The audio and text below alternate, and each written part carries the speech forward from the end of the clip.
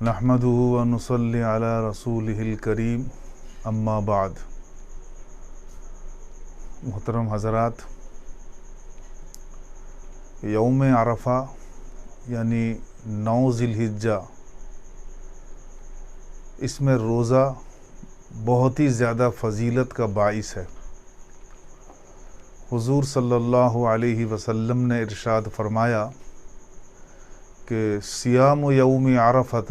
इन्नी अहतसिबुल्लाह अन युकफ्फिर अस्सनत अल्लती बअदहु वस्सनत अल्लती क़ब्लहु।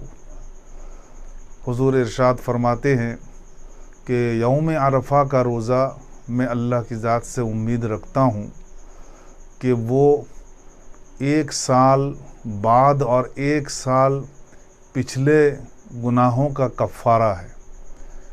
ये हदीस शरीफ तिरमिज़ी शरीफ में आई है और इसी मज़मून की हदीस शरीफ मुस्लिम शरीफ में भी आई है। तो इससे पता चलता है कि ये एक दिन का रोज़ा, अरफा का दिन, 9 ज़िलहिज्जा का रोज़ा बहुत ही ज़्यादा सवाब और फ़जीलत का बाइस है।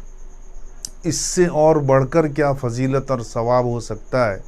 कि अल्लाह तबारक व तआला इस रोज़े के बदले में 1 साल अगले और 1 साल पिछले गुनाहों को माफ़ फरमा देते हैं और ये रोज़ा उनके लिए कफ़ारा बन जाता है। ये और चीज़ है कि अहादीस शरीफ़ा में जहाँ कहीं गुनाहों के माफ़ होने का या कफ़ारा होने का ज़िक्र आता है, वहाँ गुनाह सग़ाइर मुराद होते हैं, छोटे छोटे गुनाह मुराद होते हैं, क्योंकि शरीयत का उसूल है कि अल्लाह तबारक व तआला बड़े गुनाहों को बग़ैर तौबे के माफ़ नहीं फरमाते। अगरचे अल्लाह की कुदरत इस पर भी है कि वो बग़ैर गुनाह के माफ़ फरमा दे, बग़ैर तौबे के माफ़ फरमा देंगे, लेकिन एक उसूल, एक ज़ाब्ता है शरीयत मुतहरा का। दीगर अहादीस को और आयत मुक़द्दसा को मिला कर के फ़ुक़हा इकराम ने एक कायदा और एक ज़ाब्ता निकाला है कि गुनाह कबीरा बग़ैर तौबे के माफ़ नहीं होते हैं। बहरकैफ़ इस रोज़े के बदले में अल्लाह तबारक व तआला का छोटे छोटे गुनाहों को ही सही 1 साल और 1 साल पहले और बाद को माफ़ कर देना और कफ़ारा बन जाना, ये बहुत बड़ी नेमत और बहुत बड़ा फ़ज़ल है। ज़रूरत है इस बात की कि मुसलमान इस रोज़े को सवाब समझ कर करे, खुश दिली के साथ रखे और सवाब समझ कर रखे, बोझ समझ कर न रखे। ये चीज़ ऐसी है कि हर इबादत में और हर चीज़ में जो अल्लाह की तरफ से की जाती है, ये चीज़ ज़रूरी है। बग़ैर रज़ामंदी यानी बग़ैर खुशनुदी के, यानी बग़ैर अल्लाह तबारक व तआला की इबादत को खुशनुदी के साथ किए और बग़ैर इताअत के और बग़ैर जज्बे के, शौक़ के कोई भी अमल का इतना फ़ायदा नहीं होता है जितना कि उसमें वादा किया गया है। ये रोज़ा एक दिन का है। यौम अरफा 9 ज़िलहिज्जा को कहा जाता है। अब ये रोज़ा जुमे के दिन में अगर आ जाए तो कोई बात नहीं, ये तो मिन जानिबिल्लाह है। शैतान यहाँ वसवसा डालता है कि दीगर अहादीस में ये बात आई है कि जुमे के दिन रोज़ा मकरूह है, लेकिन ये उस वक्त मकरूह है कि जब कोई बंदा, कोई अल्लाह का बंदा, कोई शख्स, कोई मुसलमान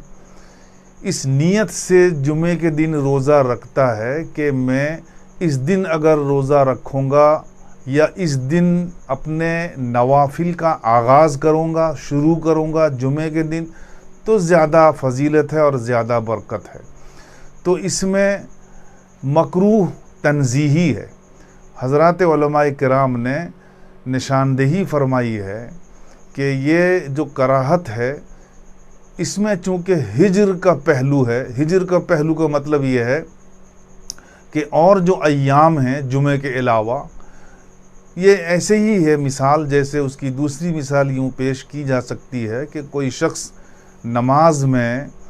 نفل ہو یا سنت مؤکدہ ہو یا فرضی ہو، کوئی سورہ متعین کر لے، ایک سورہ یا دو سورہ، کہ وہ اس کو ہر وقت ہمیشہ اسی کو پڑھتا ہے، تو اس کو بھی فقہاء کرام نے کراہت میں شمار فرمایا ہے۔ کیوں نہ اس میں ہجر کا پہلو ہے کہ فقرؤوا ما تیسر من القرآن، جب اللہ فرما رہے ہیں کہ قرآن پاک جہاں سے بھی ہو تم کو میسر ہو پڑھ لو، تو یہ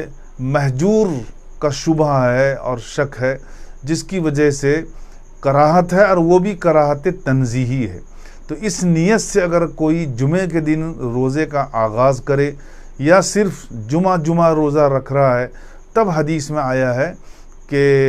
یہ کراہت تنزیہی ہے، جیسے کہ صاحب ترمذی نے بھی باب باندھا ہے کہ باب ما جاء کہ ان صیام یوم الجمعۃ وحدہ ما یکرہ، یعنی یہ مکروہ ہے کہ اگر کوئی آدمی صرف جمعے کے دن روزہ رکھتا ہے، تو اس کی تفصیل فقہاء کرام نے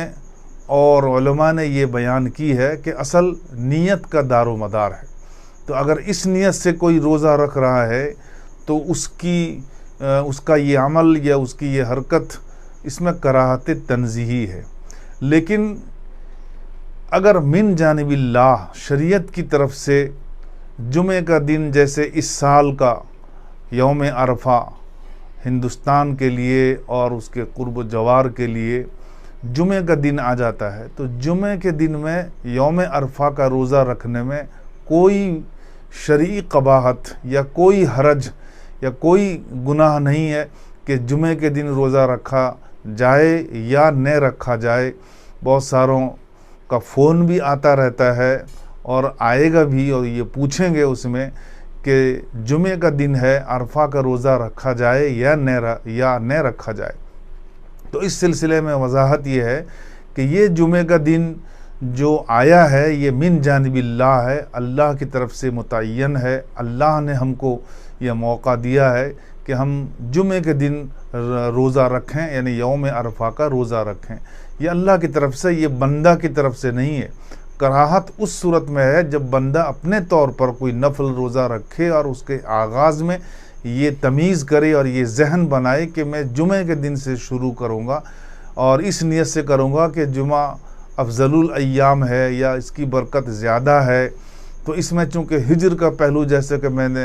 ابھی شروع میں عرض کیا، تو وہ ممنوع ہے، اور وہ ممنوع بھی کراہت تنزیہی ہے۔ کوئی ایسی کراہت نہیں ہے کہ آدمی اس سے بڑا گناہ حاصل کر لے۔ دوسری چیز جو یوم عرفہ میں زیادہ تر قابل توجہ ہے، وہ یہ ہے کہ شیطان یہاں بھی لوگوں کو بہلاتا ہے اور لوگوں کو یہ غلط چیز کی طرف لانے کی کوشش کرتا ہے کہ یہ 2 دن ہے، یعنی وہ اس کو عاشورہ کے ساتھ ملا دیتا ہے، اور یہ لوگوں کے ذہنوں میں یہ ڈالتا ہے کہ جیسے عاشورہ کے 2 روزے ہوتے ہیں، یعنی 10 کے ساتھ 9 ملا دیں، یعنی 9 محرم الحرام، یعنی تو پھر 11 ملا دیں۔ تو اس طرح سے وہ لوگوں کو اس کی طرف توجہ دلاتا ہے کہ یہ عرفہ بھی اسی طرح سے ہے، لیکن ان کو سوچنا چاہیے کہ 10 ذی الحجہ تو قربانی کا ایام ہے، قربانی ہے اور یوم النحر ہے، اس میں تو روزے کا سوال نہیں۔ اب وہ کہتا ہے کہ اس میں 8 تاریخ کو بھی ملا لو تاکہ 2 دن ہو جائے، حالانکہ عرفہ کا روزہ صرف 1 دن ہے اور 9 ذی الحجہ ہے۔ اس لیے شیطان کے بہکاوی سے ہے اور شیطان کے وسوسہ ڈالنے سے ہے کہ وہ لوگوں کے اعتقاد میں گڑبڑی ڈالنا چاہتا ہے، لوگوں کو غلط چیز کی طرف لانا چاہتا ہے، کیونکہ اگرچہ 8ویں ذی الحجہ کو بھی روزہ رکھا جا سکتا ہے، لیکن اگر کوئی اس نیت سے رکھتا ہے کہ چونکہ 2 دن مجھے رکھنا ہے تو گنہگار ہوگا۔ تو اس لیے ان چیزوں کی طرف توجہ دینی چاہیے۔ پہلی چیز یہ ہے کہ صرف 1 دن کا روزہ ہے، اور دوسری چیز یہ ہے کہ یہ روزہ